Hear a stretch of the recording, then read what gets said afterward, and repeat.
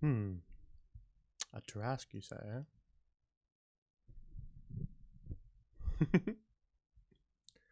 should be should be easy to deal with, right?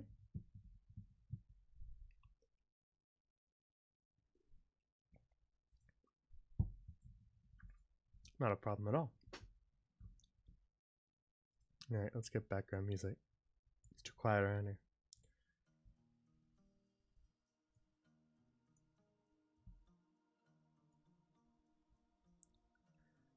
All right.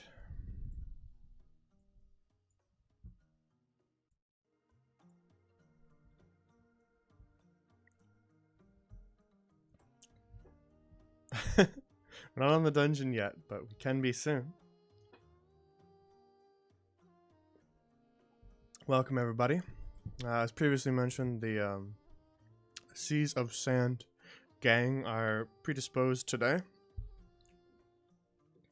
I believe doing Secret Santa stuff. So we had to cancel the session, but I still wanted to stream since I was available. So I thought we would do stuff that I've been working on a lot recently, just because of the places some of these campaigns are at right now, plus trying to prep future stuff. I figured what better thing to work on than the thing that has been occupying this empty skull for quite some time. So, we're going to work on dungeons today. I don't have any sort of hard and fast rules that we're going to be working with. But for the most part, we're going to try and work on one dungeon. But if we have a couple good ideas, then we can just kind of bounce around and see what works. Also, your chat should pop up on the screen here. So if you're typing in chat, you should see yourself. I'm not leaving the screen until you test that, so that I can make sure it's working.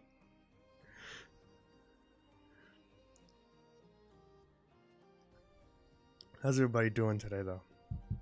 Hope you're having a nice, quiet Sunday, like me.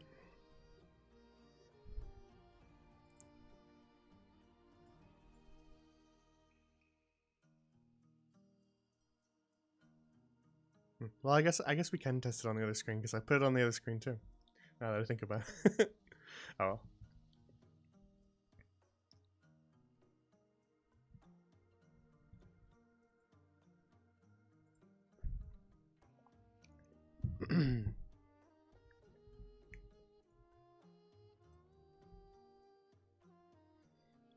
Alrighty. Oh, there we go. Perfect. Alright, it's working. It's in a decent spot. Sorry. That's something in my throat. Very nice Sunday. Kitty on your lap. Sounds like a nice Sunday. Alright, works perfectly. Appears for a couple of seconds. Rolls away nicely. Looks good. I like it. We're going to try to put those into more of the streams, because I like chat appearing on screen, because you guys say funny things and are very entertaining too, so I want the VODs to include that as well.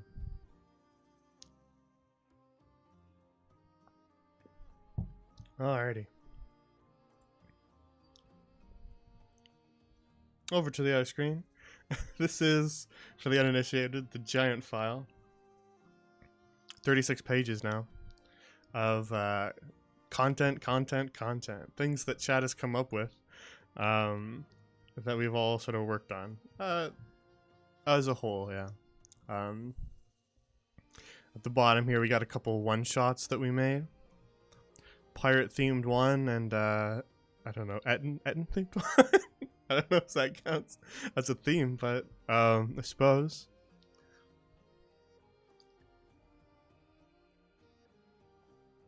Yeah, and then we had a couple more brainstormed ideas. But today, we're gonna make a new page at the bottom. And we're going to work on dungeons.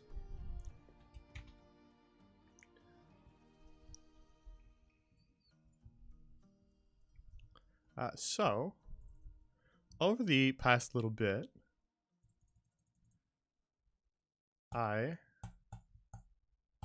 your favorite skeleton, have been working on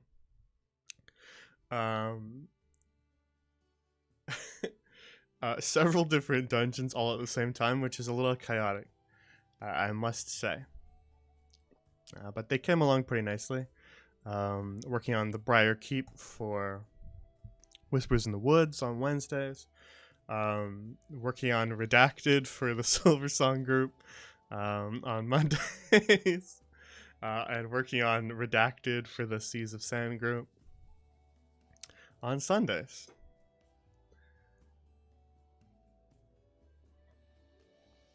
So we've had kind of a lot of different dungeons come up, as well as future things, too, that I've been plunking away at, trying to get a head start on, so that when those things get going, they can just kind of go, without me having to add a ton to my workload. So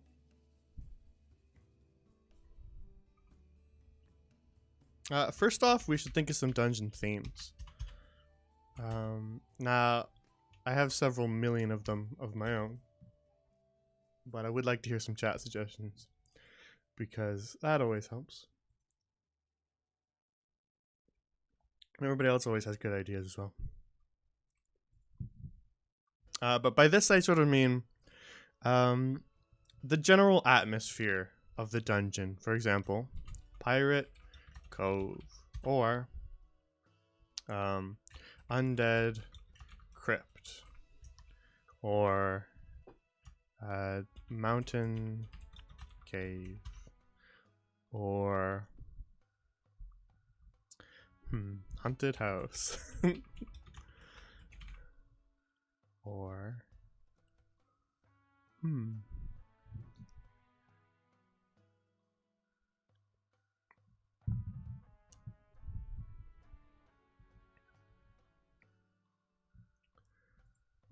things in that general ballpark. It's good to have a general sense of what you want the dungeon to feel like before you start trying to flesh it all out, because you want it to be generally cohesive, right? We don't want to have anything that doesn't really match up. Like if one section is like lava and then you walk into the next room and there's just like snow everywhere, obviously that wouldn't make sense. So we want to kind of do the same thing with the enemy types, and just give it a general feeling for the players, so that they feel like they are in a real place. Now again, you don't want to actually let's go through. So we'll think of a theme, then we'll think of some like room ideas. I usually think of dungeons in a sense of rooms, just because it makes it easier for players to parse them. I don't like millions of hallways and stuff like that, just because I feel like the way that D&D often do the dungeons, it just kind of zooms you out a little bit, and I like to zoom in a little more on specific rooms. So I usually kind of think of at least 4 rooms I would consider as a dungeon, but I usually make them more than that. Briar Keep. Briar Keep. Wait, none of them are here. You can sneakily talk about the Briar Keep then. Briar Keep might be the biggest dungeon I've ever made. It's way, way, way too massive, and I was too ambitious with it. But it was a lot of fun, and it's a really cool dungeon, I think. So, look forward to that. We'll think of some rooms. All right, once we get our theme, we'll try to think of rooms that match that theme. And then another idea we can have is some encounters. Now, it doesn't need to be a specific number of enemies, just kind of the general enemy idea. I wouldn't even put the specification that it has to be it doesn't have to be an existing D&D enemy at all. Just if you have an idea of something that'd be cool in there, then I can homebrew that. So, and then I guess we'll do another little thing down here. This can go into the rooms idea, but we'll just think of like some general puzzles. I think that'd be fun.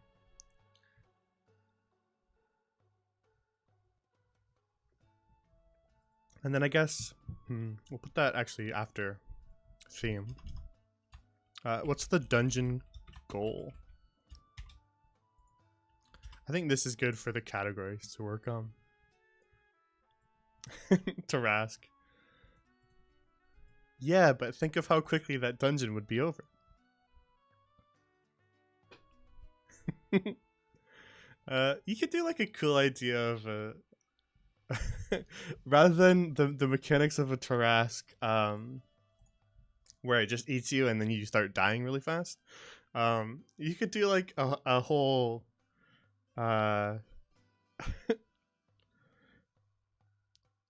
Legend of Zelda style dungeon inside the monster kind of thing. That might be interesting. Inside of a Tarask. That could be a fun dungeon.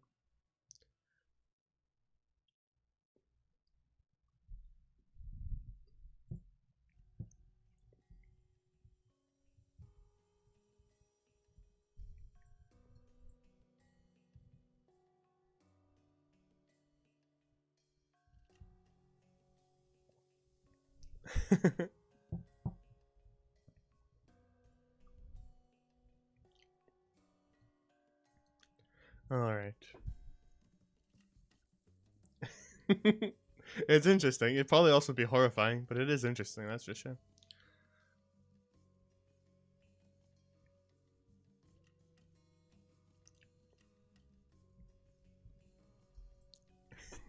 Hang on, let's write it down. Inside of a... Actually, it's a little too small. There we go.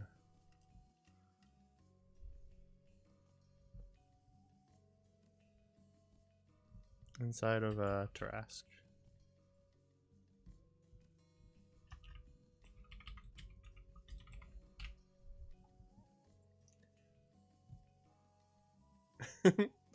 What else is like a dungeon theme? You could do like a underwater temple. You could do like an abandoned keep. Do a mine. Do a lot of different things. There's really no limit here. As long as you think it's a good idea, you can do whatever you want.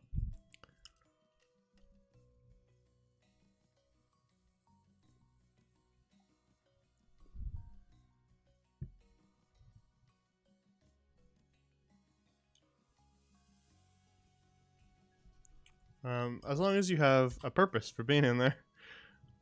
Something that kind of gives the party a sense of, we completed this place. It's usually nice to have. You want your party to know when they're for all intents and purposes done there. It's good to put like optional stuff within the dungeon just so that they have a little bit of freedom to kind of pick and choose what they want to do. I usually put at least 2 paths in each dungeon so that they have kind of a little more choice to the dungeon. Especially because we kind of play like story games here. They're less sandboxy. So I try to add more player choice wherever possible, since we tend to be a little more story-ish here. So there's usually always multiple paths that you can take. A choice of allowing players to kind of pick their battles in a way. It's usually a good idea. If they can avoid a combat in some way, then that's another cool thing too to add. Adding ways for them to, if they're smart, or if they use kind of alternative resources like certain clever spell usages, then they can kind of circumvent some of the fighting that they might have to do. It should still cost something. You should probably not make dodging all your combat encounters completely free, and don't make it too easy, or they will just walk right past everything, and it will feel a little underwhelming for them and for you. But yeah, usually some sort of way to work around things is fun.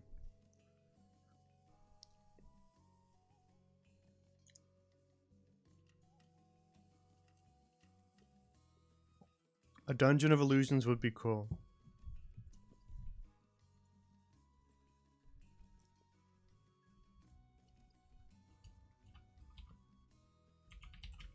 You could also do like an old wizard's, I guess, tower slash hideout. I always like that aesthetic because it gives you a lot of freedom. Picking the theme of like some old, maybe abandoned, or maybe he's just like really reclusive, doesn't want people going there. Maybe he's evil, and wants to keep people out. But this general idea of it's like this wizard's lair slash hideout slash maybe a tower. That's a classic one.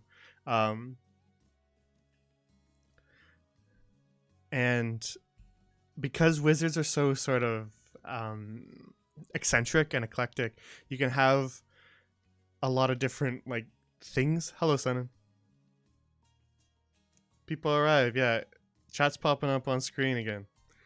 I like doing this, so it's nice to have chat floating above my head.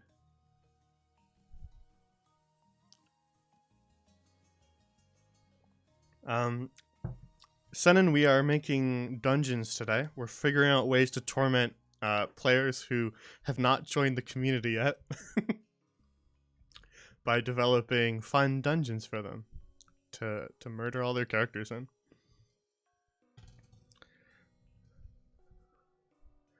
So right now I kind of split it up into themes like I always do, or sort of sections. The first one being just a general sense of like atmosphere or theme for the dungeon. We're brainstorming those. So if you have any ideas, throw them out, because we're just kind of snowballing ideas here, trying to come up with something interesting. Throwing stuff at the wall and seeing if it sticks, basically.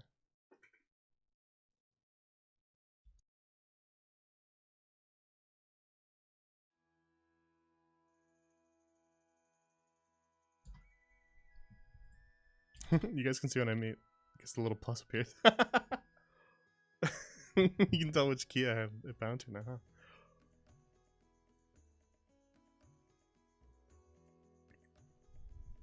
huh? Alright. So what we were talking about wizard lairs, because they give you a lot of freedom. With the eccentricities of a wizard, you have a little bit of wiggle room to put things that don't belong there. Or maybe if it's not a purely evil wizard, they're just reclusive and want to kind of keep people out, but don't necessarily want to just murder them, then you can have a lot of room for like weird puzzles, fights that have been like set up. Often when the party just goes into a cave, there's a creature in there that they have to fight, but it's not like a set up fight necessarily. And maybe the creature has lair actions, but it's not like something built to keep people out. Whereas if you have like a wizard, you can kind of put some like fun little twists into it. And I've been wanting to do some dungeons like that. So maybe that's why that's on my brain, where there's just like fun, almost like puzzle fights.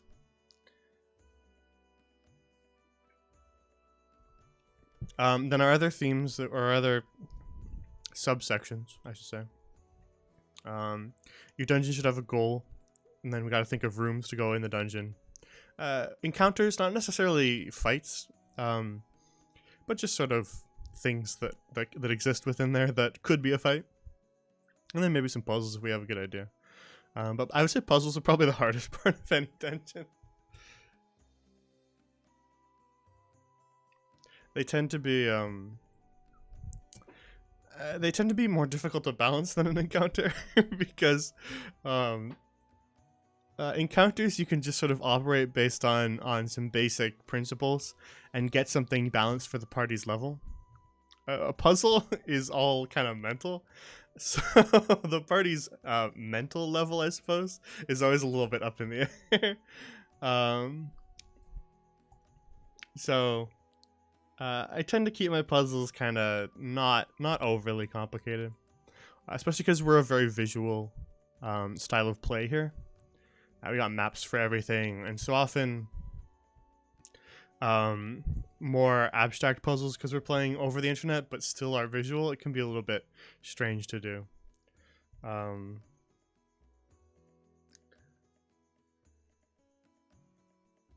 Puzzles can also be a little bit difficult to sometimes rationalize within the dungeon. Like if they're just in like a mountain cave, then sometimes sometimes it doesn't make sense for there to be a puzzle. Now you can always say, oh, they stumble across like a an old dwarven tomb or something like that, and that's why there's some weird puzzles in here or something like that. But often it doesn't always fit with the vibe or the intention that you're trying to go with. So because you're like, I know this does my character. For the most part, I just sort of let character intelligence work with player intelligence. If someone wants to role play their character to purposefully not know things, that's totally fine. I think that's fun. But when it comes to puzzles, I usually just kind of let things go free, because puzzles can be hard enough already. So there's no reason to handicap yourself by trying to be too in character. You might as well just let players solve the puzzle normally. And then if players can sort of like role play out how they solved it, that's fun too. Like let's say you figure out the puzzle, but you're playing like a barbarian who's like a complete airhead.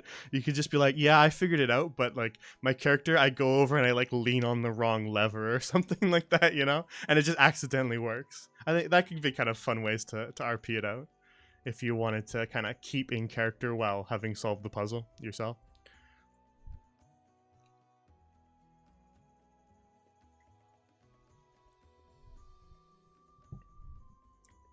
Do we have one that we like in particular that we can kind of take and run with? Anything that particularly interests people? If I say Pirate Cove, Pirate Cove, Pirate Cove enough times, then we might summon Chibi. But does anybody have any other themes that they particularly like? Because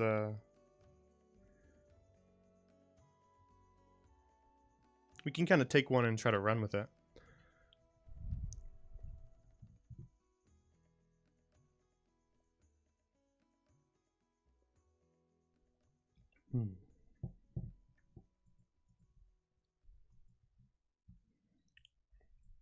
I will say we got to do one of these in the future. We got to do one of these in the future. We got to do one of these in the future.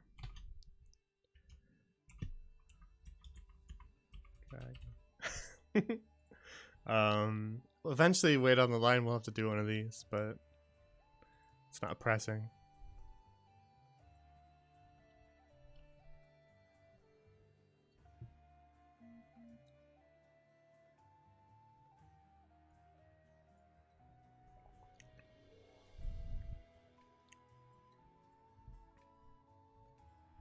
Forest mazes with like thick fog.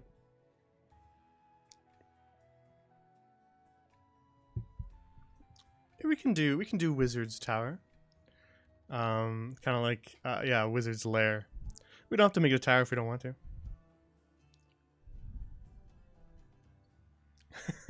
Ones involving water are very difficult to make.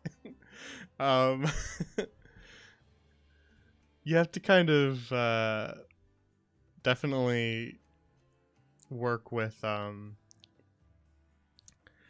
idea that every character is essentially flying.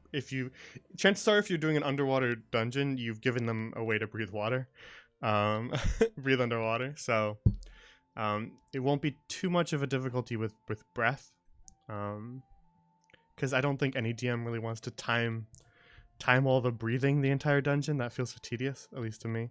So you'd probably give them a way to breathe underwater for the dungeon, and then at that point it's kind of just like you just gave every player the ability to fly. So flying is already hard to deal with when you're trying to make dungeons, but yeah, we can go with this one. I like this one a lot.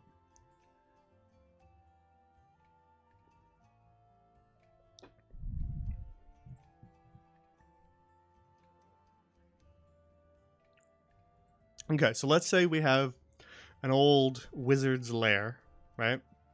I like the idea that we say he's maybe not. This wizard isn't evil per se. Um, maybe he's more reclusive and is trying to keep people out.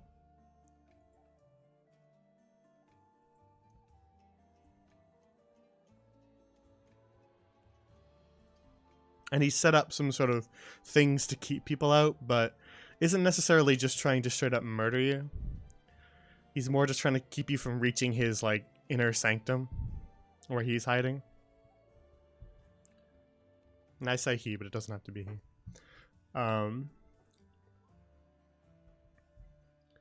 Because that gives us a little more wiggle room to do kind of some fun things with it that we wouldn't be able to do if it was just like, this is an evil wizard who's trying to murder you.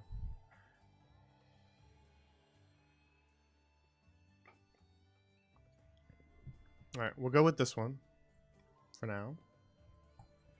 If we run out of ideas, we could just pick a different theme. There's no hard rules here. We're just having fun.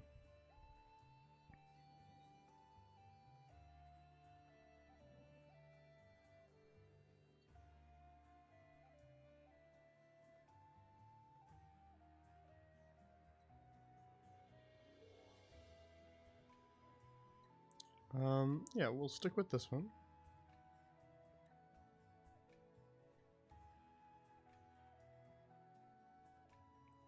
And we'll see where this leads us. So, we'll say that the wizard is not evil, just reclusive, and doesn't like company.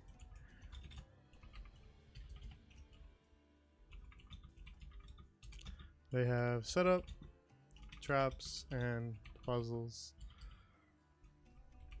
to keep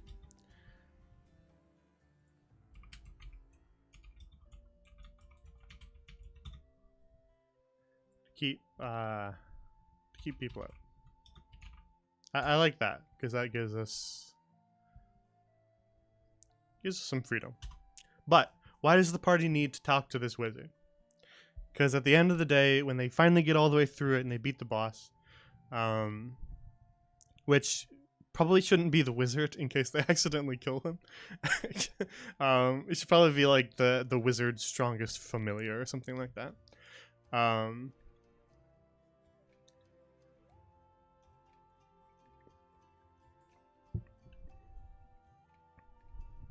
Just in case. We don't want to give them a reason to murder this guy right off the bat.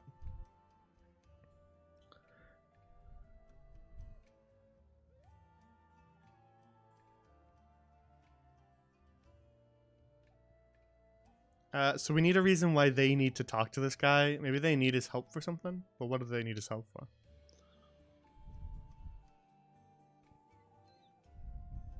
It's a fine balance of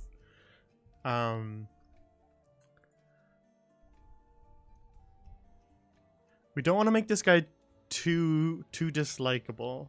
We don't want to make him annoying. We don't want to make our wizard too annoying.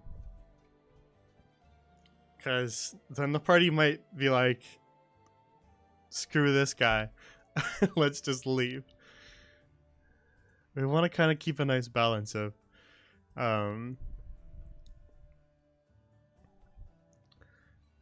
the wizard's personality. They can't be too evil or annoying. So the party needs to get to the wizard so that they can what? They need something that only the wizard has. Maybe they need a certain item that he's got. Maybe they need him to help with something. He's got some sort of knowledge that they need. And he just doesn't want to deal with people.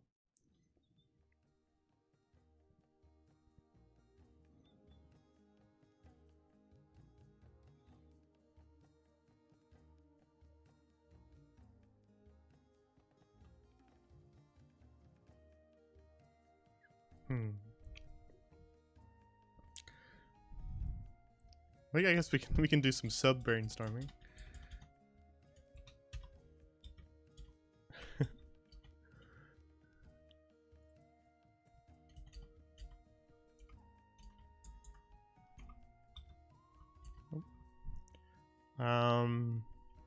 We'll do maybe. Let me think.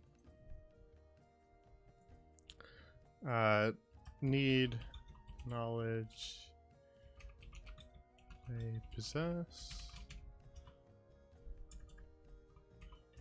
Need an item / maybe like a rare healing herb. Something like that. Maybe they need to heal somebody who's gonna die, and he's got the ingredients. That's where they need to get to him.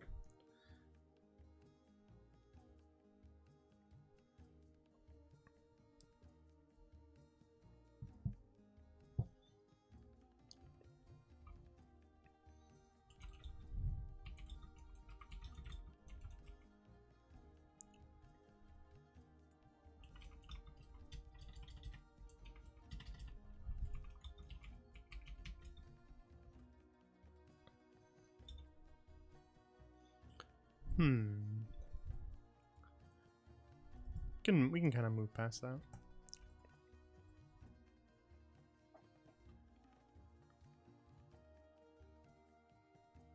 I like the idea that it's maybe like an old. If we do a tower, then we'll run into the issue of that one player who made an Arakokra, and we just kind of go, actually, all the windows are locked, and you can't get in. We could do a tower, but that limits the size that each floor can be, I guess, by quite a bit. And the room sizes can't be as varying necessarily unless we hand wave it with magic, I guess. But that might just make it kind of confusing to navigate for the players if they feel like the internal stuff doesn't make too much sense.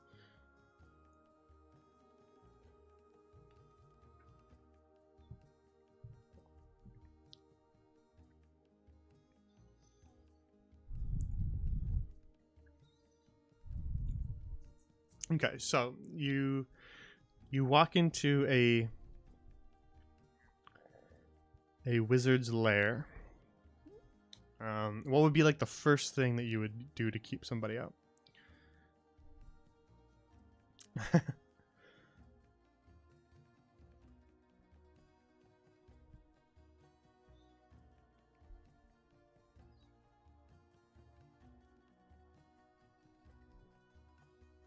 Because we have to rationalize. Yeah, is there like a lock on the door outside, and would it be a magical lock? Because that could just stop the party instantly. Like, yeah, there's a magical lock. Oh, do we have a way of opening that? No. Oh, let's go home then. But then you also would have to be like, well, why wouldn't a strong wizard have a magical lock on their front door, right?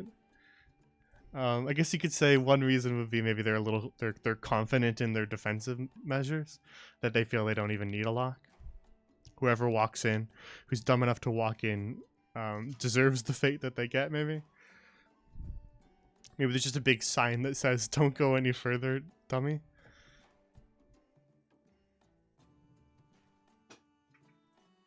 If we wanted to do the lock, we could say that whoever's tasking the adventurers with entering has like spent some time scrounging up like a dispel magic scroll,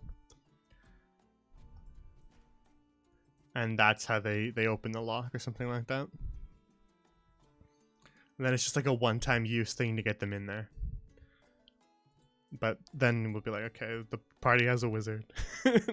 Now we gotta deal with that. I guess those are the two options. If the party has a wizard, we don't do that. Because maybe we don't want to hand them dispel magic when they're gonna walk into a magical place. might not be as fun.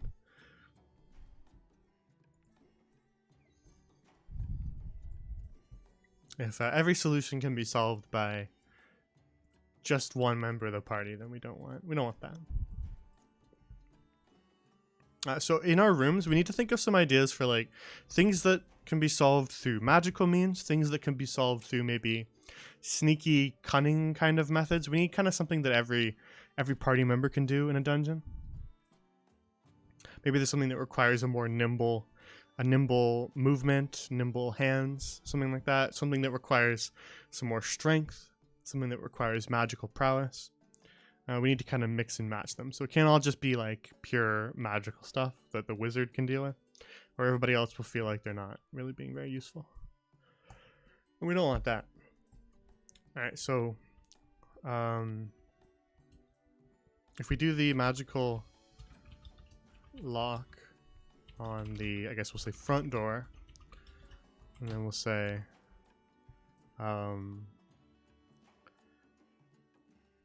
the group that hired the adventurers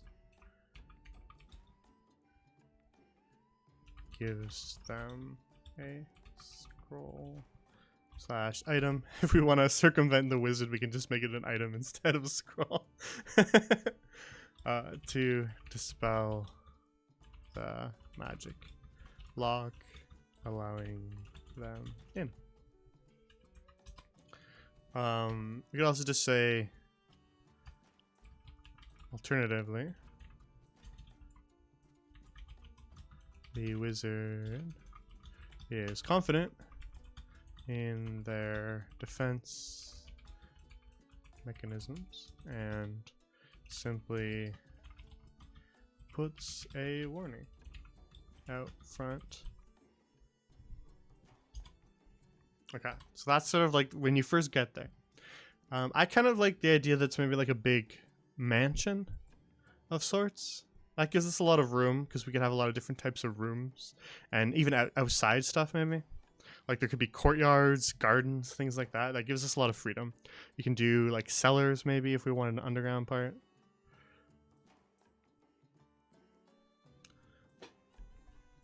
It gives us freedom if we do it in like a big mansion.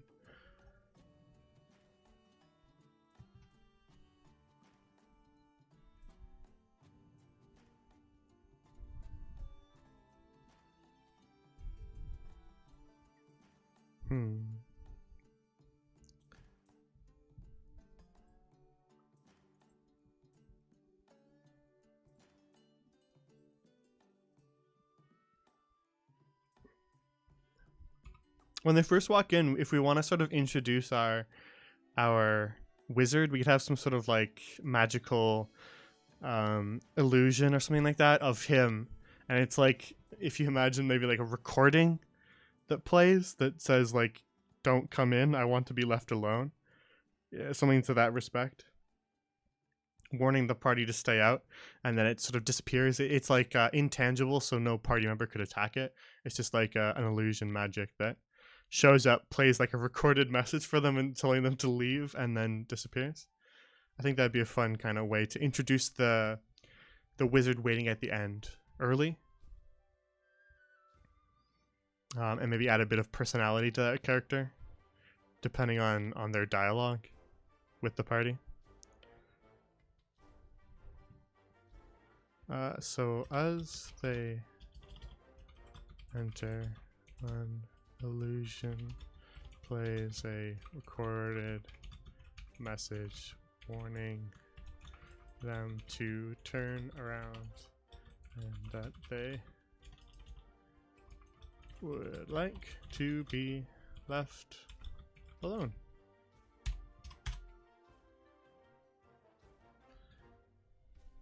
So if we were going to set this in a mansion, you'd have sort of like an entrance hall there. If I'm picturing it in my mind's eye, entrance hall. And if this is somebody's home, we don't need to make it kind of dingy. It could be it could have a bunch of defensive mechanisms, but it could be kind of nice too. Like if this is a wizard, maybe they would keep this place quite nice. So it doesn't necessarily need to be like this old kind of abandoned, gross, dusty mansion. If we wanted to make it sort of like having a more like haunted mansion theme almost, we could do that. But if we didn't want to, we could totally do like a more wealthy looking manor, because that'd be kind of fun. But it really just depends on what kind of vibe we want to go for.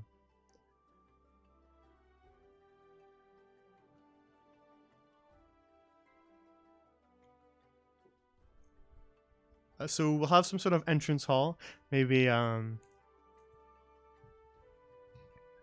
maybe candles that automatically light when you enter. Maybe if there's a spellcaster present, the candles light, and that's sort of like the wizard set that up so that when they enter their own house, the lights turn on, like automatic lights. But the party has a spellcaster too, so that the charm on the candles is a very simple one, maybe. And so whenever the spellcaster walks next to them, they light. I think that could be a nice way to rationalize why that exists. And making it a little more specific than just anybody walking in. So we'll do like maybe candles that light up when a spellcaster enters the room. It's a fun idea. These are more just little ideas. They don't necessarily need to be whole room. Let's just say rooms and ideas. They don't need to be entire rooms. If we just have neat little cute ideas, we can put them there too.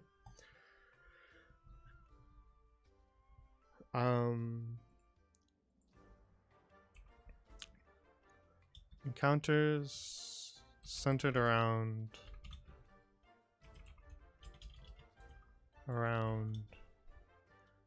familiars, the wizard conjured, as well as maybe whenever there's a wizard present, I always like the animated object kind of thing. There should definitely be an encounter that's like animated objects for sure.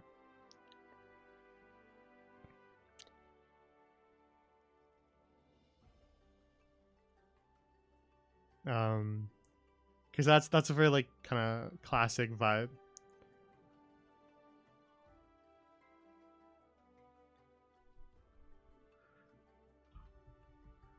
Animated objects.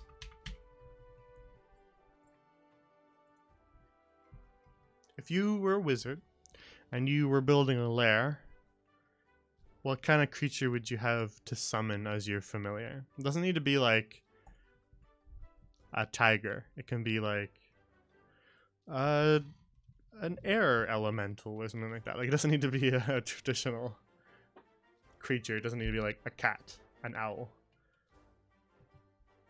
We don't want to make it something too big, something too strong. So don't say Tarask. I know you're typing Tarask right now. But we need to keep it within reason so that they are compatible.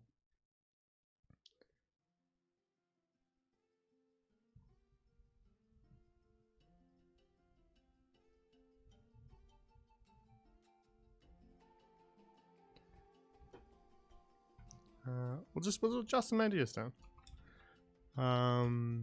Elementals.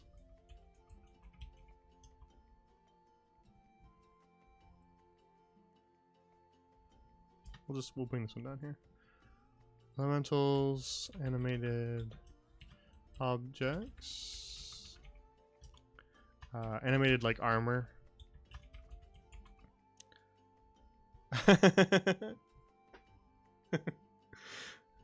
I had a feeling that would be popping into your brain. I can do an animated armor. Always add armor to dictionary. Make Google proper. Thank you. We could do like paintings coming to life. That could be fun.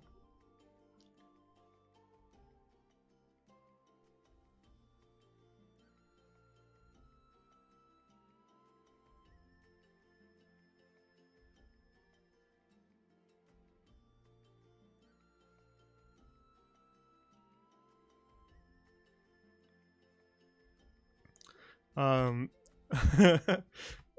here's a classic Mario 64. Um, paintings that can be entered. And now we don't want to complicate the dungeon too much, so we can't have this be a whole massive area, but we can do like 1 or 2 rooms that are sort of like hidden in paintings. And maybe they have like optional things to do in them. Just for fun. Little optional rooms that maybe give them extra items for participating in these little hidden painting rooms that are kind of tucked away. That could be fun. That's a very wizard thing to do.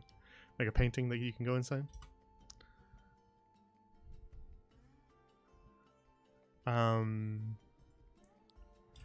Pennies coming to life as enemies,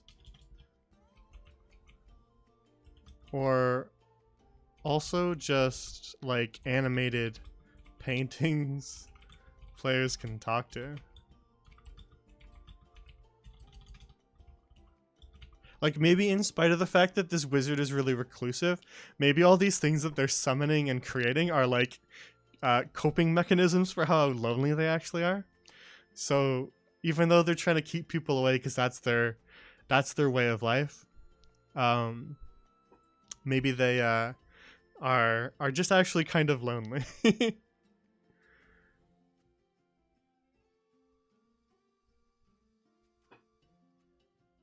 Oh yeah, that would be really mean.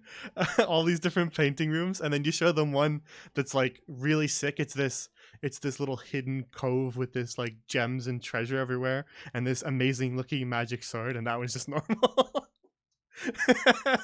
That's an evil DM thing to do. I'm glad your brain is in that direction. +1 awesome looking painting. That's normal. What's going on with my preview? It's not happening to you guys, is it? I hope not.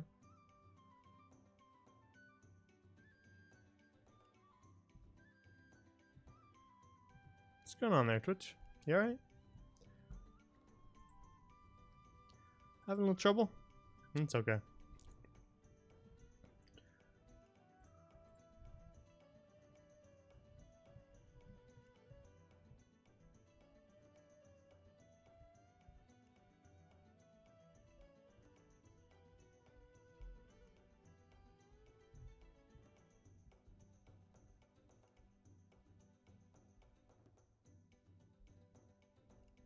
Alright.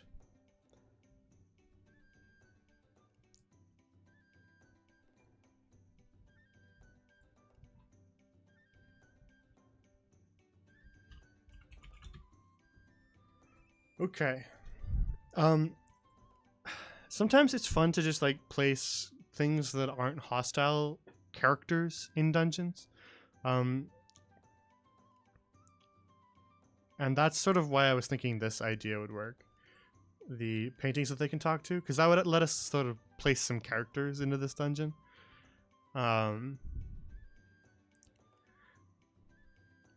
So that there's a little bit more of a break in between just like combat and trap and stuff like that. Maybe there's a little bit of talking too. Some RP stuff. Maybe they could trick some paintings into revealing secrets and stuff like that if they have a very charismatic party member. That would give them something to do. Being the face within a dungeon would be kind of fun. Because often face stuff is more outside of the dungeon. When you're in town, you're convincing people to do stuff, but once you enter the dungeon, it's not always a lot of application for that. So this would be a fun way to kind of introduce it.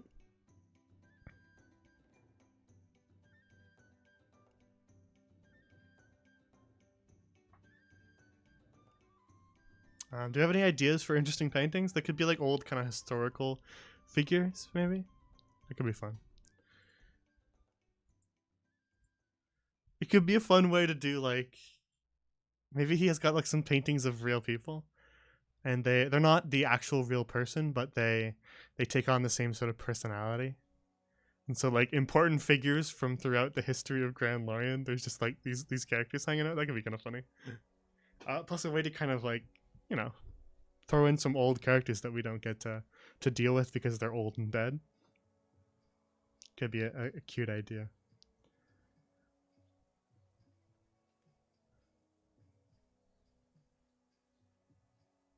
They would be sort of like their own person. They would know who they were supposed to be when who they're a painting of, but they wouldn't be that person. They would know that they would really only know like a basic history of that person's life, as well as like um what had been going on within the dungeon. They're not knowledgeable on every aspect of that person's life because that'd be a little too much. That'd kind of be a weird world building thing. If you could just make paintings of dead people and make them have everything, um, have everything that the living person did, that would be very powerful because you could basically resurrect people by doing that.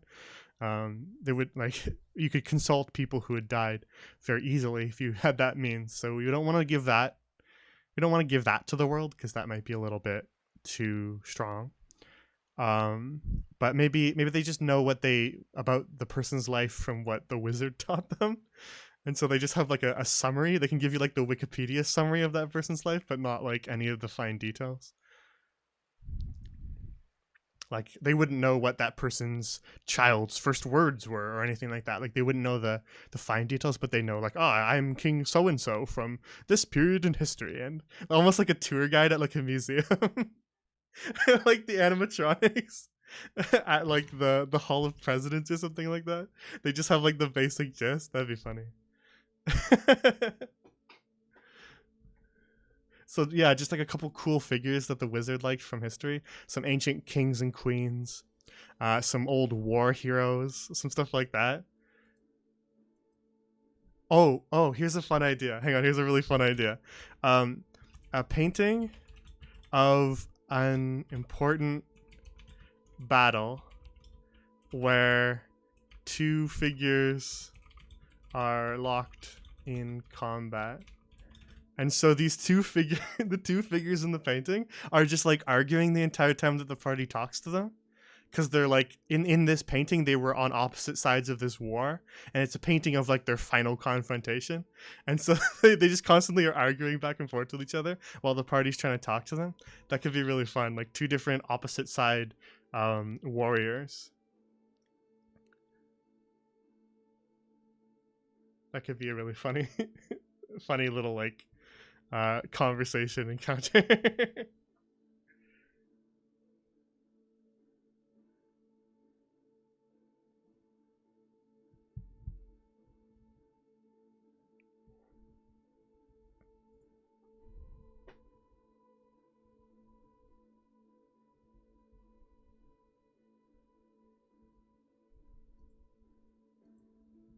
I like that one.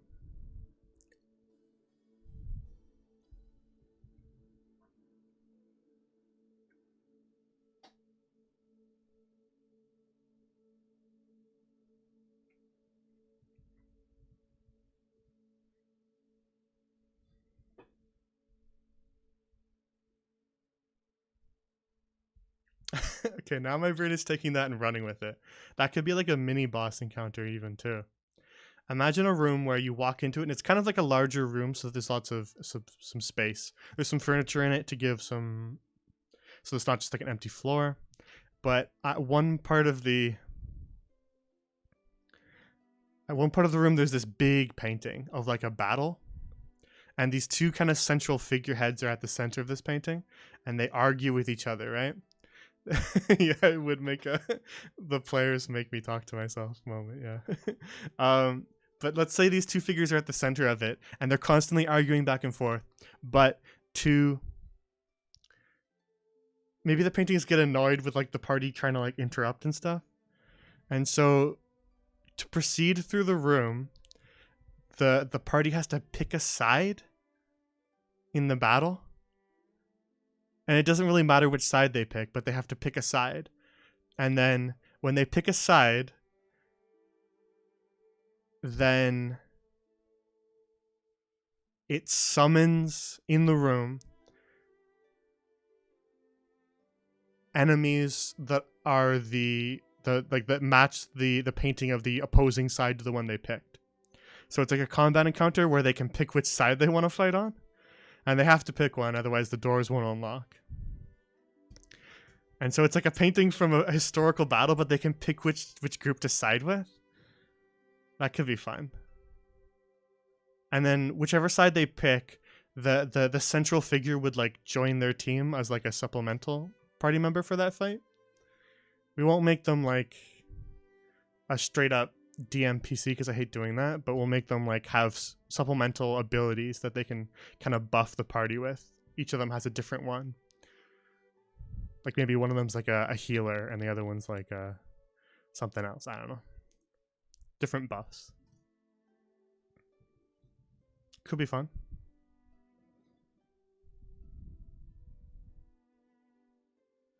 It might make for like a very unique combat encounter. Letting them pick which side they want to fight on would be kind of cute. And the two different painting members are trying to argue their case as to why the players should join their side. That could be fun. I like that.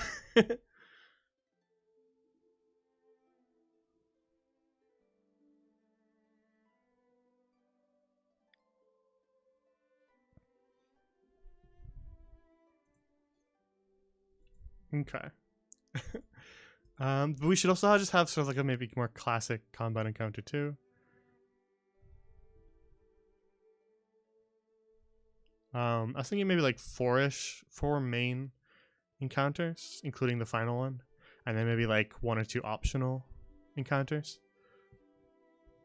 And then the whole campaign would just be centered around this dungeon. It'd be like a shorter kind of short story campaign. That could be fun.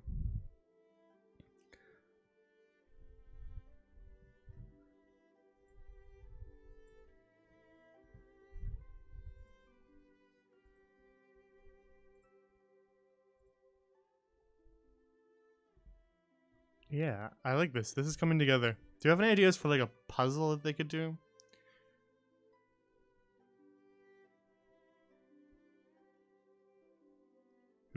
Puzzles are a little bit difficult.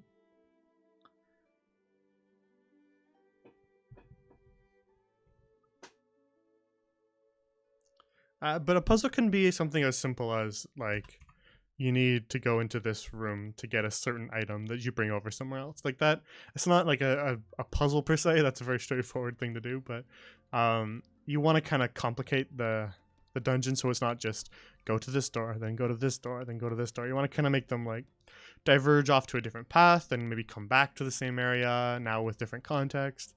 That can kind of be what we include in puzzles. We'll call this puzzles and navigation complications. That's a better way to phrase that.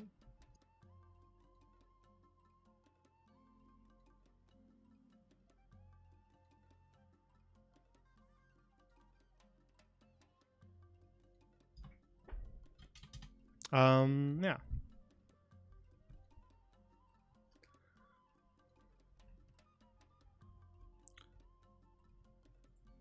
Actually, let's make sure I jot that down, what I said before.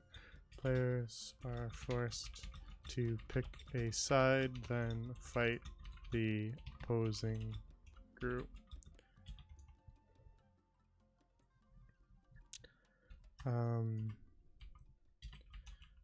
Painting rooms. That can sort of be something. Painting rooms the party must enter.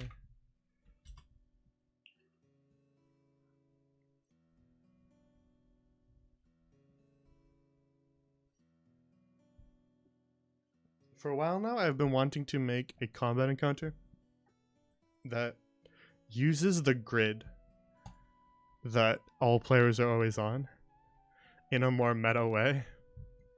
Like, the players are on a grid, but the room that they're in is also a grid. If that makes sense. Like, there's tiles that sort of represent the grid within the room, and different things happen on the tiles. I think that would be really fun, because it makes them think about where they're standing, which always adds to a combat encounter.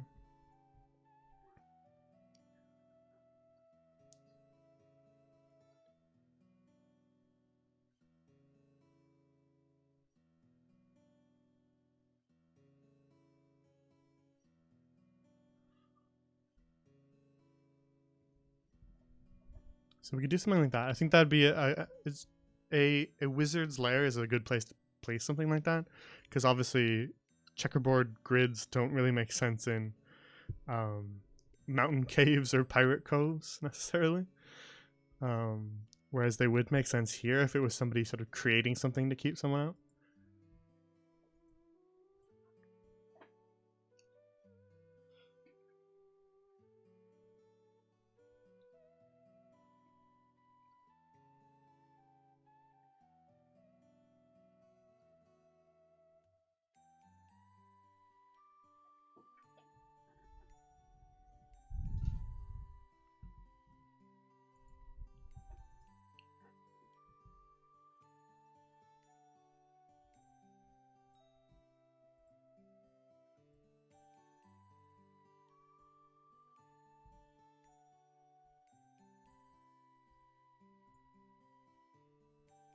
Do you have any ideas for this wizard? Because I have one idea of an existing figure that it could be, but if we have ideas of like new characters, that could be interesting.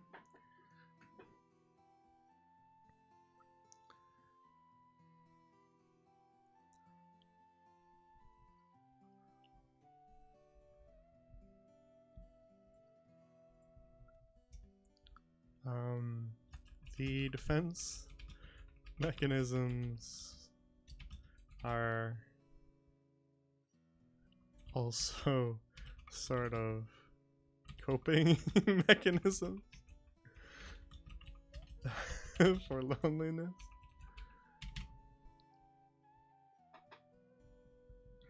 We could kind of give it like a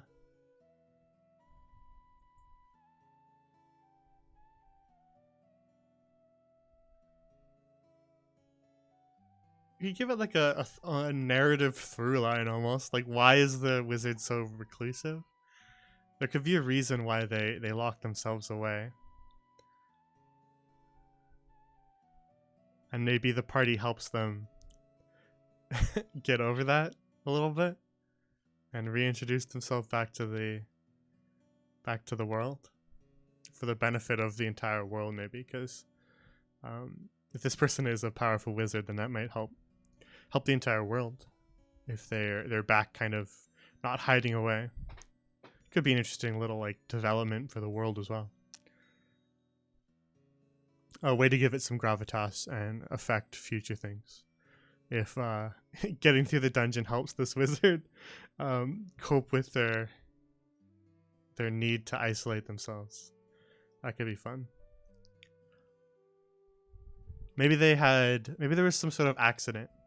They caused some sort of accident in the past with their magic. They were trying to help, but they caused an accident that hurt someone or killed somebody, maybe. And that's why they've locked themselves away, not so that people just leave them alone. They think magic is a dangerous thing, so they'll just lock themselves away. That could be a way of doing it. We need to make this person decently sympathetic, so that the party doesn't want to just murder them for having to put up with all the dungeon stuff they just dealt with. They need to be a decently sympathetic character, at least a little bit, to put a little bit of pause in the whole, you just made us walk through several sessions of hell, we're just gonna kill you anyway.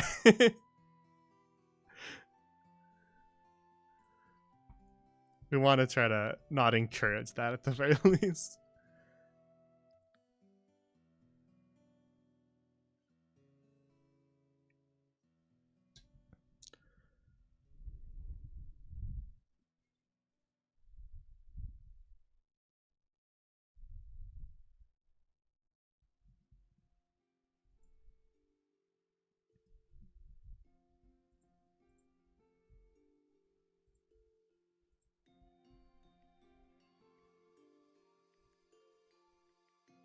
We actually got quite a few things here.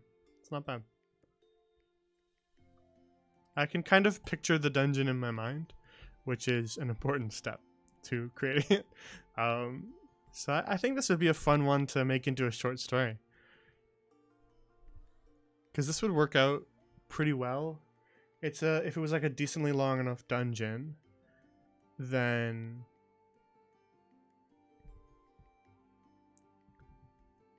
we could have quite a few things within it.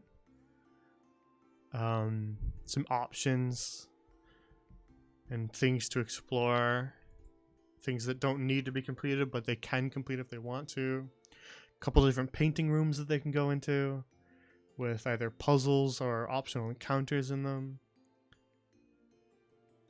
to get a couple items that might help them out. One of them, maybe we can make one of the paintings mandatory. There's an item in it that they need. That way that they at least know for sure that they can go in the paintings. And then the other ones are just optional ones. Maybe just like single rooms so that they're not too complicated to navigate. Just you go in this painting, it is one room, and then you leave. I think that could be pretty straightforward.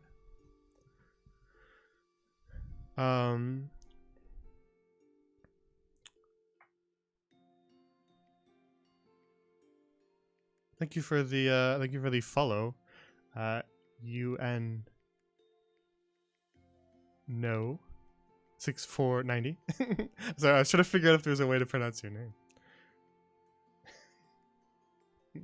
The thing that all streamers do, where you read it through like 17 times whenever you see a username. And this applies to every single person. If you're in this chat, or if you've ever been in this chat, or if you're a VOD watcher, when I see a username, I read it through like 17 times because I'm like, if I say this out loud, one, is this going to make me say an offensive thing that I'm not realizing? That's the first thing I do. And then the other thing is, how do I pronounce this? Is there a specific way that they would want me to pronounce it? I try to get it right, but it's a challenge sometimes.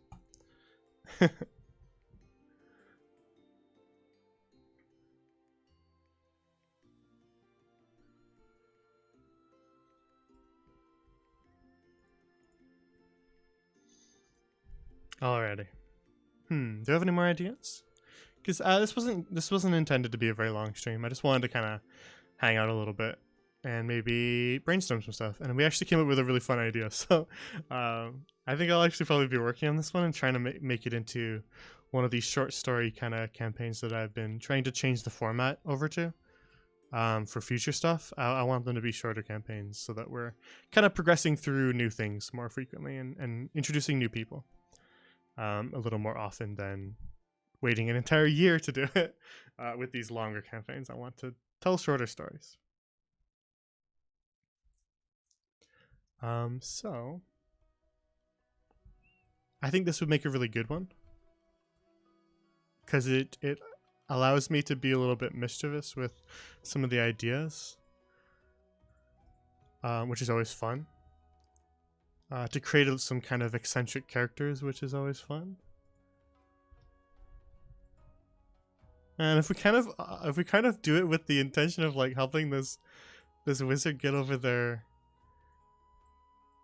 isolation problems, that could kind of be cute. I like it.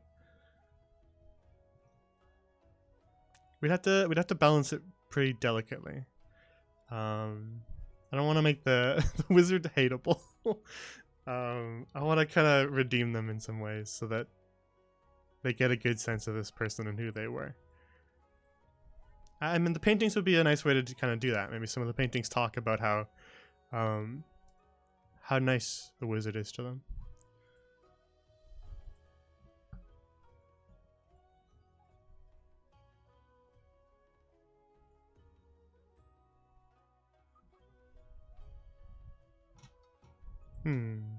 All right. Does anybody have any other themes? Because we can still add to that. That's still an option. We don't have to. We don't have to focus in on just one. We can still add the other options. We were just working on this one because it was fun. But we could totally do. Let's push this to its own page, and we'll just title it Wizard Tower, Wizard Manor.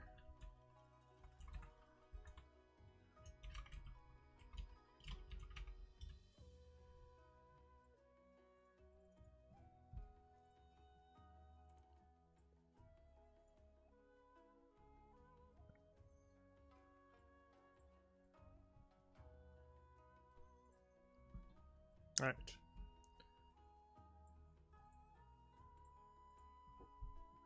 That way we can just take one of these other ones and throw it down here.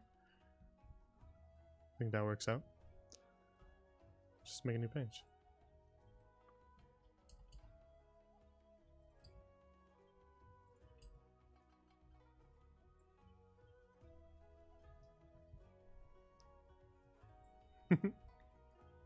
Funny you should say that, Aiden. Because I was specifically avoiding throwing that idea out there when I described it, because I already have that one planned. that's already going somewhere else. Yeah, this is a Google Doc. I just have a dark mode theme on it. That's why it looks a little weird.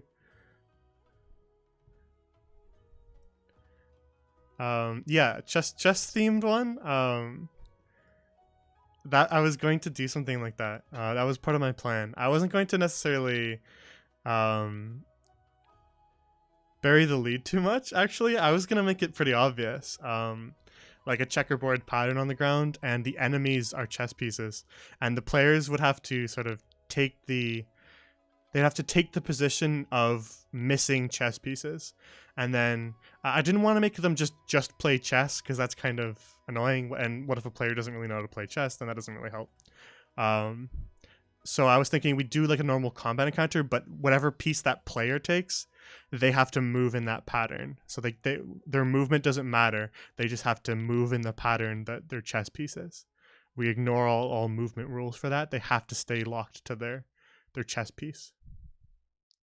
But it's just a standard combat encounter throughout.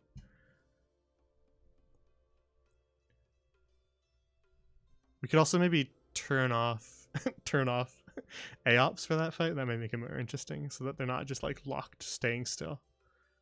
We say no AOPs. So before the fight starts, each of the 4 members of the party have to pick a chess piece to play as. So they have to kind of strategy that out, like which player do we need to be more mobile versus which player can be moving in like a dumb L like the knight, or which player is the king. That could be interesting. We could make one of the missing ones the king, and they move really slow, but if that player goes down, then the entire room just TPKs them. That could be funny. That's a little harsh, but that could be funny. Like, let them know ahead of time that will happen, so that they protect that player more.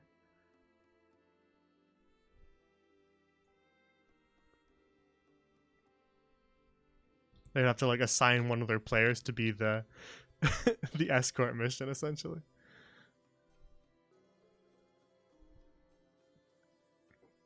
And like pawns have low health, so they can just kind of bash them around, and then some of the more dangerous ones are stronger. Well, I would hope that their party would explain to them.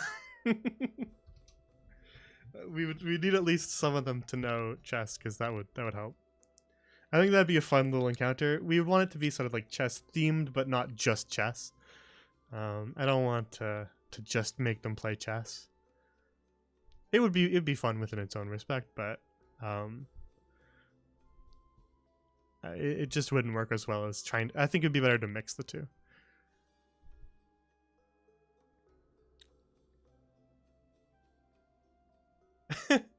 I mean, I guess we could kind of mix them a little further. Like maybe that would take a little bit of workshopping. We'd have to kind of like test that one out, but maybe attack avenues also line up with the movement. So like a wizard who's trying to cast Firebolt would have to, if they were playing as the bishop, they would have to be diagonal to cast Firebolt on something. That might make it complicated. So movement has to line up with attack stuff. They have to be within their movement range where they could normally take a piece to be able to make the attack. That could be complex.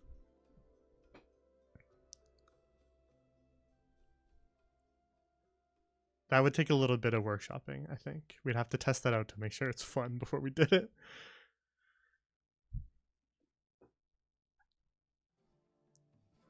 it's a fun concept, but it might not work out too well. I have to kind of mess with it.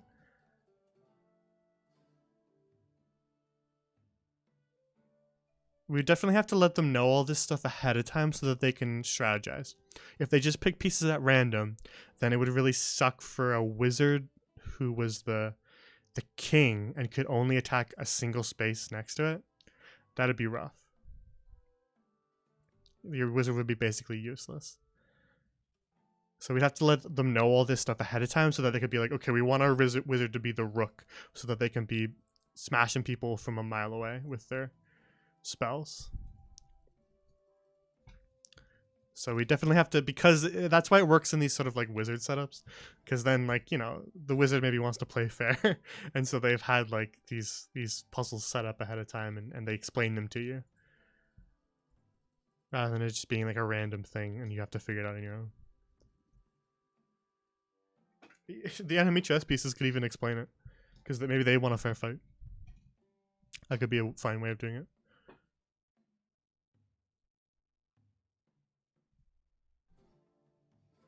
But yeah, that's just funny that you said that, because I did have that one planned for a long time. I don't think we would put it in this dungeon necessarily, because I have a different place to put it, where it makes more sense. But it is also a very good idea, so I definitely want to toy with that one as well.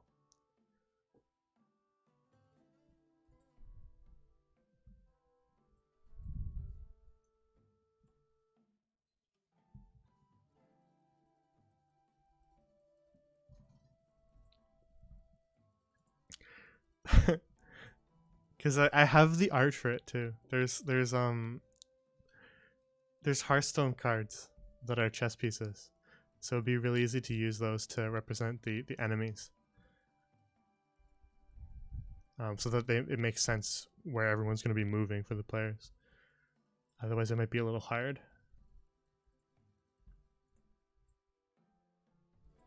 Like animated chess pieces.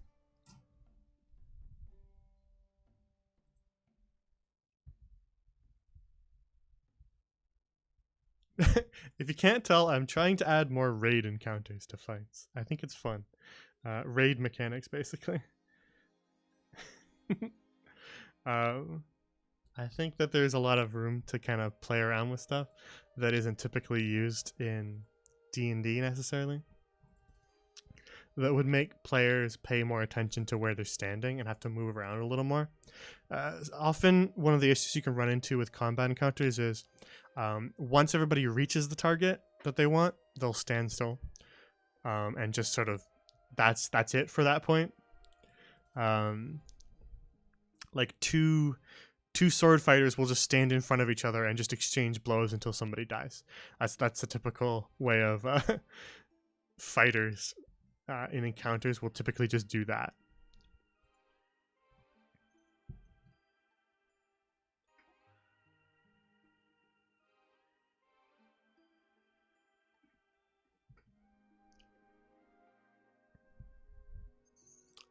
So you want to kind of give them reasons to look at where they're standing and try to get them to move around a little bit. The easiest way to do that is giving the boss or sort of main bad guy a movement mechanic, a teleport, if you will, or some way to get around when it's not their turn, a legendary action. It lets them move around the fight a little bit and not have to stay in one place, because then you can have them chasing down spellcasters, which makes the fighter have to move to defend them. Things like that are important, so that fights feel a little more dynamic than we both stand here in front of each other exchanging blows while the wizard attacks from a range completely unthreatened. You want things that make sure that they are using their movement relatively often. And I think raid mechanics are the perfect way to do that. The only difficulty is often raid mechanics will have like little signals that let everybody know what's going to go on, and then you can react to it accordingly. Now, AoEs are an easy one to do usually. You can kind of translate that decently well to real life and AoE. but certain things can be a little more difficult. So I'm trying to find ways to translate those into D&D fights in a way that makes sense and isn't too like out of character, out of the world, immersion breaking, I suppose, but isn't too obtuse. You don't want them to just get hit by an instant kill mechanic, right? So I don't think we'll be using too many of those. There's lots of dungeons in MMOs that have insta kill mechanics, so I think we'll avoid those because they're not very fun. Hello, Dragon Craze. Howdy as well. Thank you for the kind words about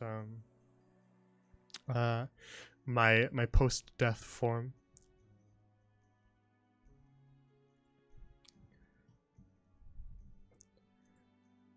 For those who are joining us, we're writing we're working on dungeons. We were supposed to have a session today. I run a campaign called Seas of Sand on Sundays, but they were busy today, so I was around and I wanted to stream anyway. So we were messing around with dungeons today. I like to do streams where chat adds their input.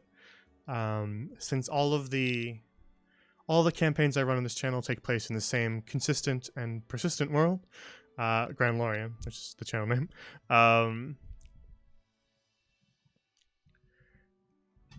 Since it's sort of a living world, I like to have not just the players making things that have consequences, but the chat as well, because I think that's fun. So whenever I can, I do streams where chat gets to shape things or add ideas into the world, because I think that those can be valuable additions to this world building.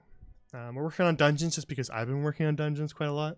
The 3 different campaigns that I'm running are all sort of gearing up for their dungeons. And so I've been working on them a lot lately, so it's just kind of on the brain. But yeah, dungeons are also the last thing that I work on Dragon Craze. I usually try to focus on the overworld, all the other things first, and then find where we want those dungeons and then work on them, because they can be a lot of work, especially because I make a lot of maps for my dungeons, so that definitely adds to it. The one that we were working on right now, just because we had the fun idea, was some sort of reclusive wizard's manor where they want to be left alone, and so they've created all these defense mechanisms to keep people out. But the party needs to get in there because they need something that the wizard has. Oh yeah, like a whole 5e reskinner. What's like the setting of your world then, if you're reskinning 5e? Are you doing like a more future-y thing or what?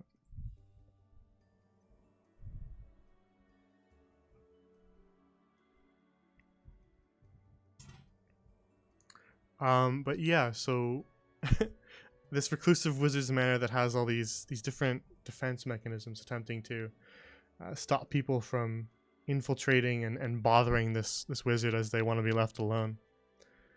So we're coming up with ideas for rooms, ideas for encounters, navigation complications or puzzles, things like that. Like fantasy Wild West. Yeah, we got some similar things in Grand Lorien. We got a little kingdom called Bleak Rock that is a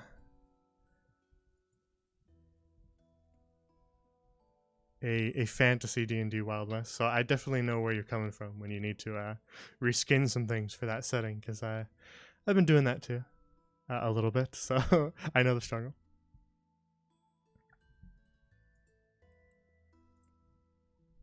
We haven't had any campaigns in Bleak Rock yet, but I do want to do one eventually, because I think that'd be fun. I want to introduce that setting to everybody because it's a cool place that I like.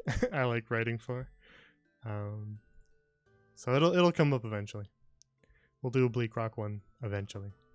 It's not in the immediate future, but it will be around eventually.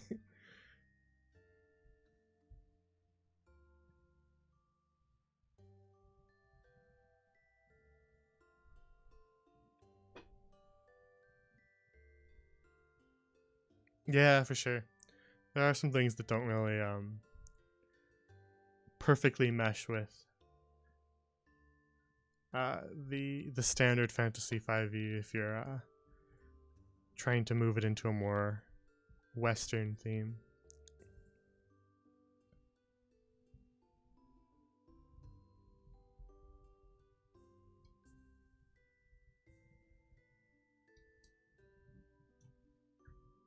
Yeah, for sure.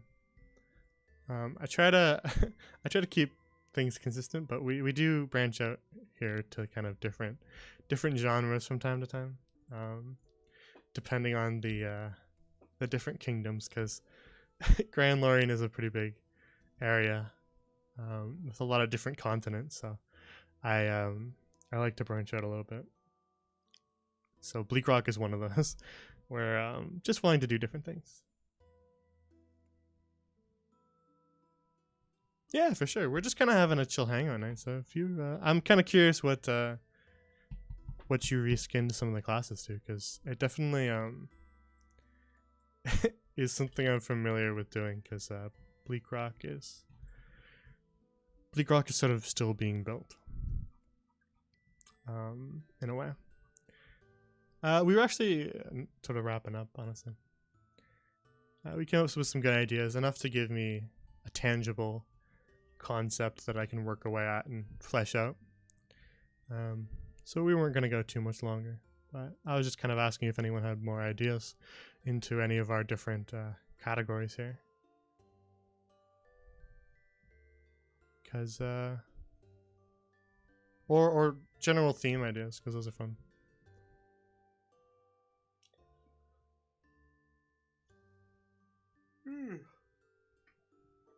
I don't know why I'm so sleepy.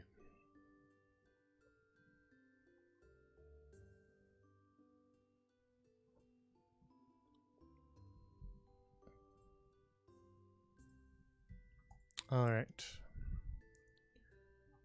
What do we have up here? This is now a 39-page document of chat building things. Abbot, Arcanist, Gunslinger, yeah. Highwayman like a rogue, Hunter. That Hunter, yeah, I can stay. Hunter and Ranger. And then Magus would be like what, wizard? Occultist would be Warlock, Priest, Rampager, Barbarian, Shaman, Druid, Tinker, Artificer, Troubadour, Bard. Yeah, those are pretty good. That fits the setting pretty well.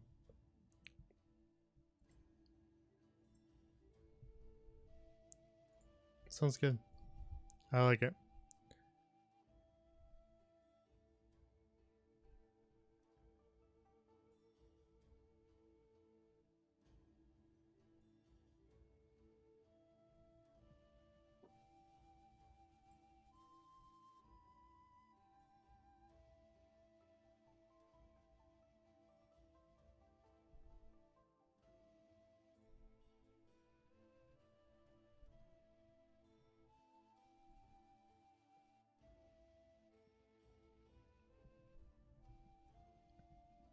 Yeah, it's good to have sort of like the perspective of the world match. It does make sense. When I go to different different settings and different continents within Grand Lorien, I try to shift things around so that it feels like people from different areas have different perspectives on things. So I definitely get where you're coming from. Like people from Middlemere use different terminology for things. Middlemere being like a medieval Ireland, they use different terminologies than people from across the kingdom in the desert would use to refer to different things. Calling, for example, the cat people, Nyanhari in my worlds, they call them Katshi and stuff like that because it just makes more sense for their perspective. So I get where you're coming from. Yeah, you want to have sort of a terminology that enhances the atmosphere. It's an important thing. Even our entire pantheon of gods have different names in Ikamura, which is sort of like a feudal Japan inspired setting here. They all needed to be renamed and reflavored to make more sense for a sort of Japanese inspired culture. So yeah. It's a lot of work, so I know I know what you've been working on. I know that feeling.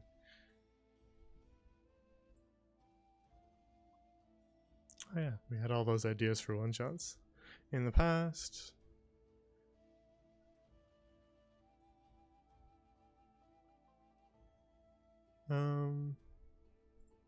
Let's add this here.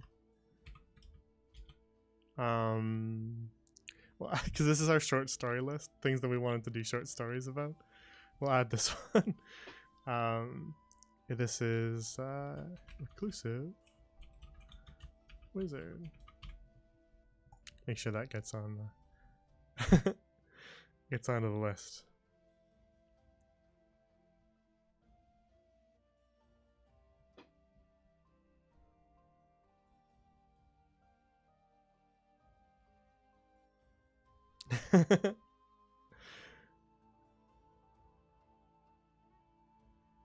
Yeah, I I've been there too, Dragon Christ.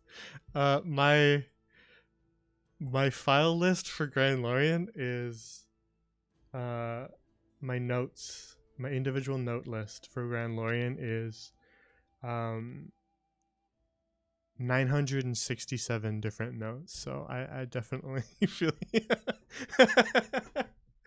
I've been there. Things tend to spiral a little bit. Sometimes I just keep writing. So.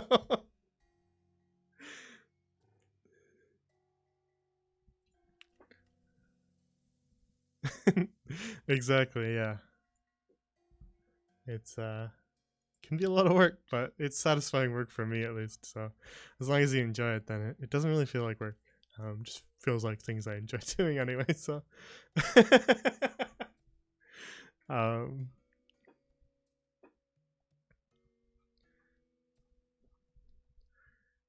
yeah, it's 900 and something. Yeah, 967 notes, and then I forget what our map count is at.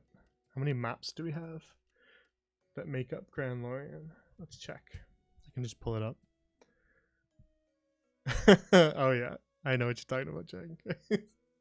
When you love writing and you love world building, it just kind of spirals out of control.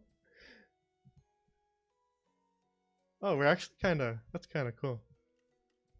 967 notes and 965 maps. Now, keep in mind that 965 on the maps end of things. That's a reduced number because I had to delete a bunch because I hit the cap of maps that I could have active at once. So it's more like 1,000 and 1,100 something, I think is more accurate for our map count. Yeah, Grand Lorien has gotten very big, and it's only getting bigger.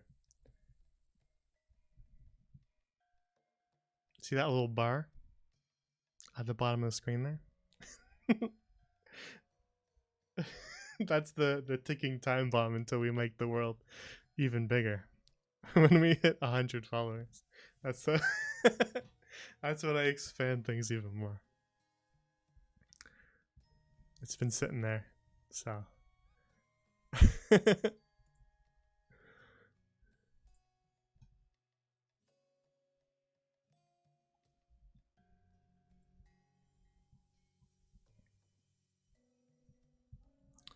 Oh yeah, this 39-page document is all just chat edition stuff.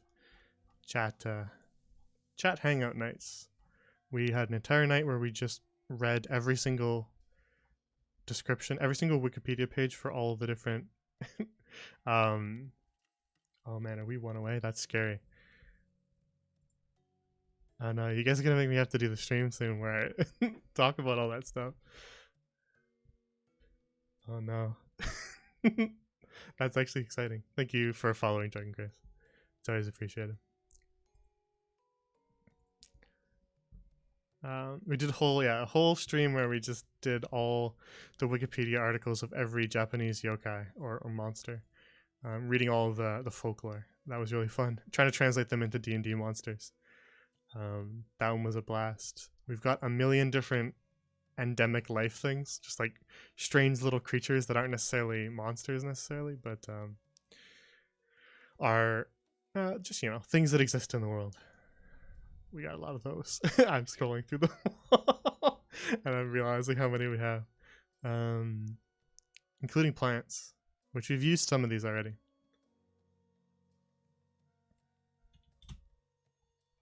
Notice the spilling air. We oh yeah, I forgot we had this. Our name brainstorming at the top. You guys gave some good ideas for some stuff. We ended up using some of these. Sunnyside was used in Middlemere. This one hasn't come up yet, but I used it. And these two haven't come up yet, but they're also going to be used.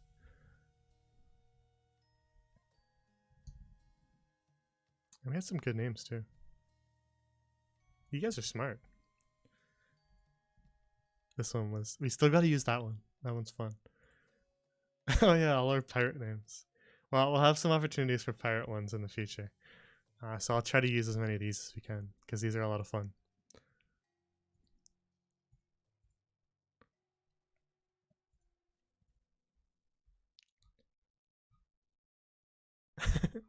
I forgot about some of the stuff we worked on early. Yeah, that's a big file.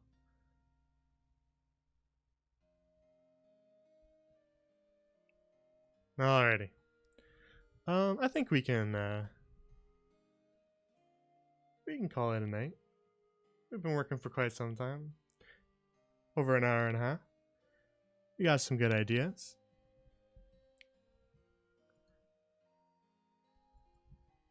If anybody else has more things they want to add to this list, maybe if you have more things that you want to see, this is the opportunity where it's like, I want to see this in a D&D campaign. This is your opportunity to do that, because I will actually do those. You'll see probably all of these eventually on this channel after an amount of time. So if you really want to see something, it's your chance.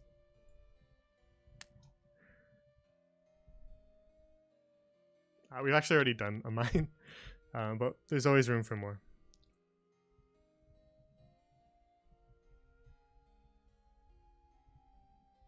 We've had sort of a haunted house as well, but there's lots of different ways you can do haunted houses, so we'll do those. We'll do more of those in the future. I got one in mind already.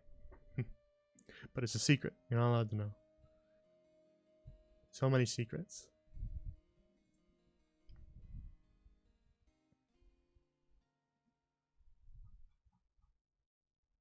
Alrighty. So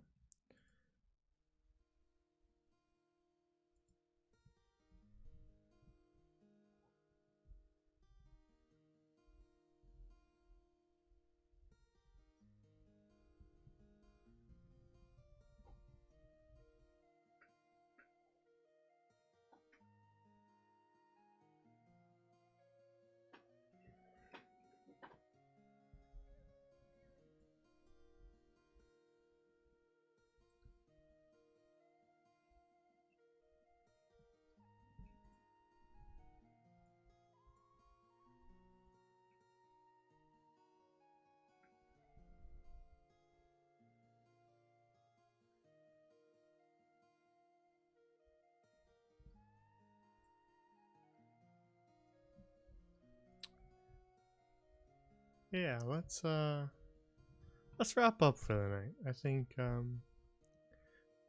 I think I'm sleepy. And I think we got some work done. I like to at least accomplish one thing each stream. And I think I'm pretty happy with what we have today, because I think this will be a really fun dungeon to be able to run. If we're gonna do, hang on, I'm just DM brain is activating. There'd be like also probably one encounter on the path to get to the dungeon.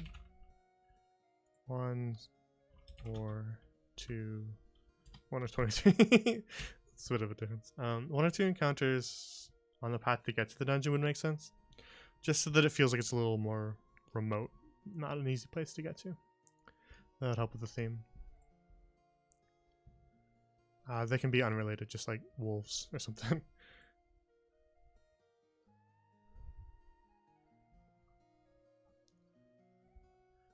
Okay, that works.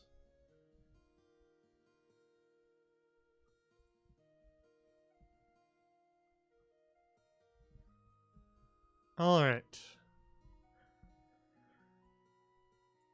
Yeah, I think either of those are decent. Is there another?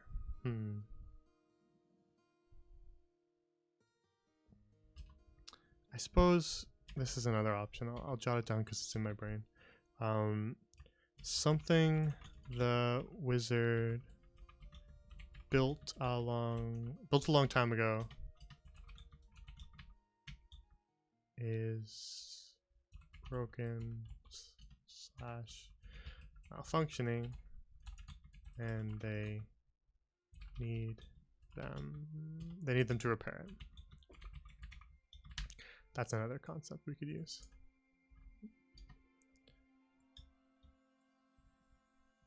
I think that kind of works as well.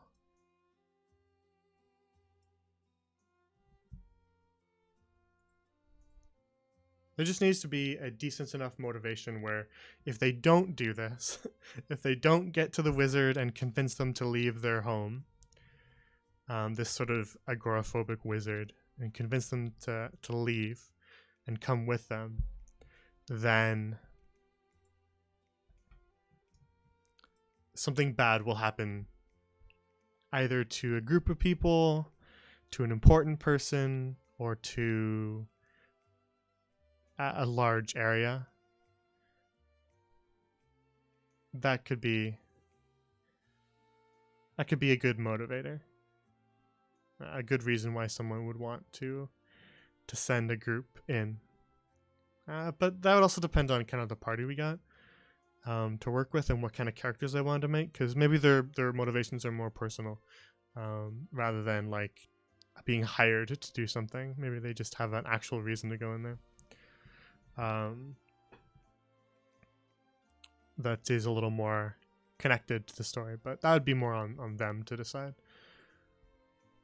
if they wanted their characters to kind of tie into it more. They could totally do so, but it doesn't need to be necessary. They can just be hired help.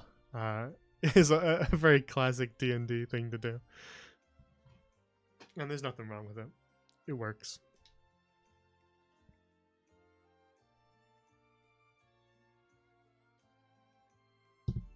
Alrighty.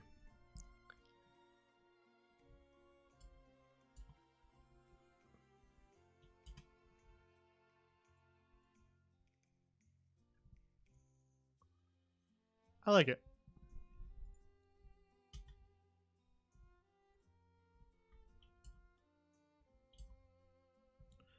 Well, did I?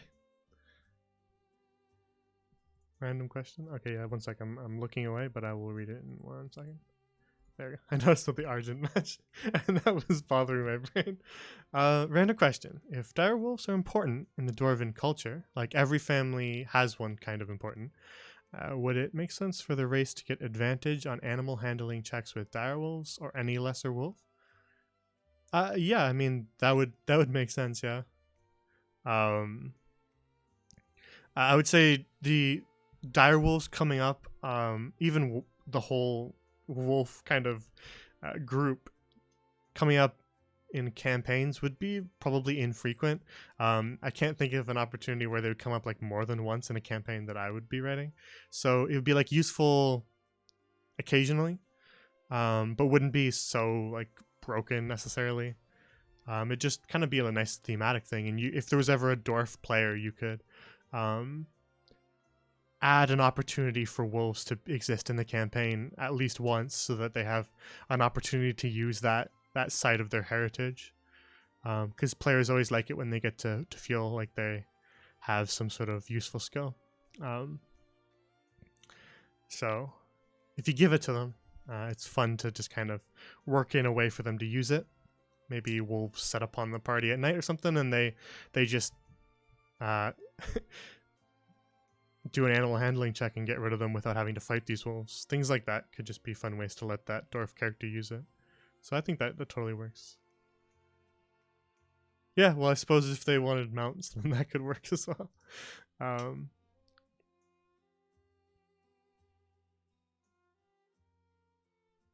Yeah, I think it makes sense to give them advantage at the minimum.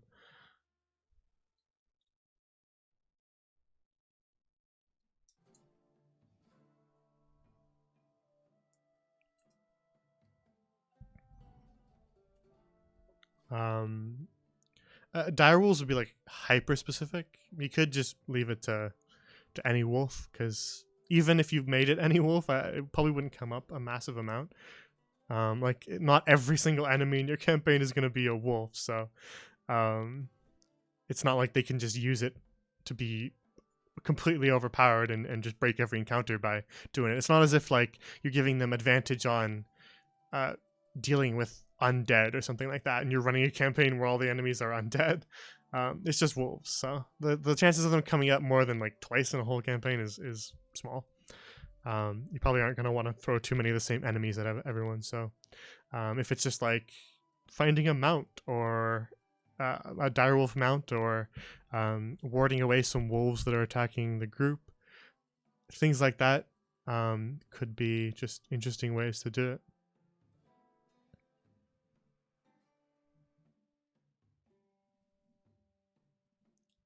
To add a little bit of flavor to the world. I like that.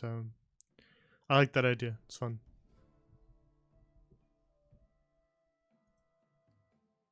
It's nice to kind of make some of the cultures feel a little distinct from each other, so that they have sort of different things that they've built themselves around, and feel like they've got kind of different things that they're good at. And that's a good way of doing it.